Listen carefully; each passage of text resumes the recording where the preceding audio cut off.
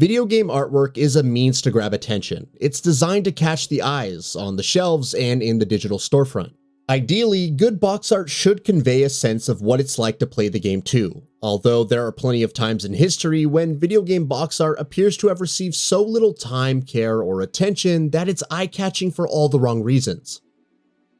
Batman Arkham City, Game of the Year Edition. Arkham City's original artwork is a masterclass in tasteful monochrome, punctuated by striking blood-red scuffs on Batman's knuckles.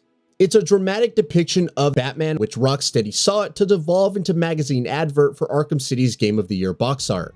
Still present in the stark black, white, and red contrast, but bafflingly, the name of the game plays second fiddle to oversized critic quotes, review scores, and bonus content bullet points. Ico, North American box art. Ico's Japanese and European box art is bold and artistic, provoking a sense of loneliness against a backdrop of awe-inspiring scale. The North American artwork, on the other hand, is woeful, depicting Ico up close with an apparition of Yorda half out of view behind. If it weren't for the horns, it'd be hard to distinguish Ico from a cast of other generic fantasy covers. Despite the method behind Ico's North American cover design, that is, rendering the characters up close to promote the graphical prowess of the PlayStation 2, it's still an abomination, with the added negative that 2 decades later it's aged terribly as well. Resident Evil Code Veronica. As a series, Resident Evil box art largely leaves a lot to be desired. The gloopy tangle of Resident Evil 6 almost got the nod for this feature, but it's the one-time Dreamcast exclusive Resident Evil Code Veronica which grabs this entry. Surely meant as an exercise in advertising Code Veronica as the first Resident Evil game to use full polygonal environments instead of pre-rendered backgrounds, the artwork's close-up render of the Redfield siblings fails to portray the unique gothic horror flavor and tense atmosphere which made Code Veronica the best Resident Evil title to date at the time. Yakuza 3, North American box art. The design of Yakuza 3's North American artwork appears caught in two minds. There's the admittedly cool dragon etching taking up 2/3, with half of Kiryu's face draped across the rest. Kiryu is largely expressionless too, save for a slight scowl, so it's hard to know with this layout what the designers were going for. The black and white Japanese box art, while still not great, at least evokes a sense of place, with Kiryu gazing up at the cityscape. Its North American counterpart says so little about the game, it may as well have been the Yakuza 3 logo on a plain black background. Metal Gear Solid HD Edition, PS Vita. Metal Gear artwork is distinct. Expertly hand-drawn by Yoji Shinkawa in a flowing, minimalist, and confident style, Metal Gear box art exudes personality, not just of the game's characters, but of the game's central themes too. Why this aesthetic couldn't have been reused for the PS Vita's Metal Gear Solid HD Edition is disappointing. Instead, for this collection of Metal Gear Solid 2 and 3, we're treated to in-game renders of Snake in a composite image that's neither interesting nor meaningful. The Orange Box. Some of the most legendary games in existence are contained within Valve's Orange Box, so it makes sense they'd want to portray as much information as they could in the collection's artwork. Problem is, in cramming so much into the relatively tiny box art, the Orange Box composition is cramped, messy, and unfortunately, with the choice of orange, garish. Street Fighter II Special Champion Edition. There are a couple of different artwork versions of the original 1993 release of Street Fighter II Special Champion Edition, and regrettably, they're both terrible, so they both get a mention in this entry.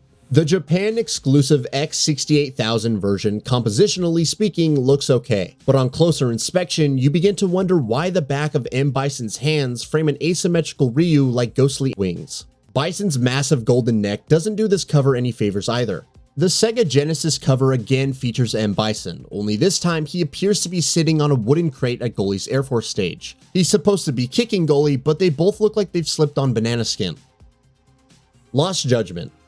Another example which, on first glance, looks okay, but soon starts to unravel on closer inspection. Lost Judgment's box art is disjointed, with composite elements disparate. Observe the dramatic lighting on Yagami's face, and compare that to the hands, which, by the way, are a size mismatch. The lighting is inconsistent, its perspective's warped. Just all around weird. F-Zero GX.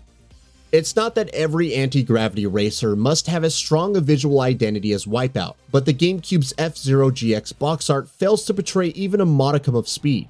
F-Zero GX was praised for its breakneck races and mind-warping track design requiring lightning-fast reflexes. Although you wouldn't know it when you look at the garish box art, which looks more in tune with wacky races than a serious anti-grav racer. Silent Hill 3. Specifically the North American cover, but the UK version isn't much better. At least the UK version is a grainy, somewhat ghostly depiction of the game's protagonist Heather, whereas the US and Canada version is yet another zoomed-in character close-up which does nothing to convey the sense of dread and horror contained within the game. Silent Hill 3 features some of the scariest moments throughout the entire mainline series, but Heather looks like she's just not bothered by it at all. Echochrome, PSP. Clever Eschger-S puzzler Echochrome succeeds by tugging at a player's perception of reality. The game's name, Echochrome, is a nod to its unfussy black and white presentation too. So why on the game's PSP artwork is there a rainbow emanating from a person's head? Is this supposed to portray the player, their doors of perception smashed into multicolor, a world once black and white now vibrant polychrome? It looks more like a child's educational DVD cover than a smart minimal puzzle game. Alan Wake. The dark, macabre tones, the flashlight, Alan himself, the combined ingredients to Alan Wake's box art are all correct, just something feels a little cheap. The huge lettering in a bland font doesn't exactly scream psychedelic action thriller. There's zero mystery. Thankfully, Alan Wake's Xbox 360 Limited Collector's Edition exists, which takes the same basic blueprint but adds intrigue in the form of ghostly figures reflecting inversely in the water. Amnesia: The Dark Descent. Imagine if Pyramid Head appeared on the Silent Hill 2 box art. That first moment James encounters him stood motionless in the dimly lit apartment block would be much less impactful. Preconceived images of the game's chief tormentor dull the fear factor. It'd be a cardinal sin to show the player the thing that they're supposed to be most afraid of before, encountering the thing during gameplay. Amnesia: The Dark Descent's artwork exists inverse to this philosophy, with its crude portrayal of the game's monster right there on the cover. That, and it's a mangled version of the monster to boot. Super Street Fighter II Turbo, DOS cover. Just wow.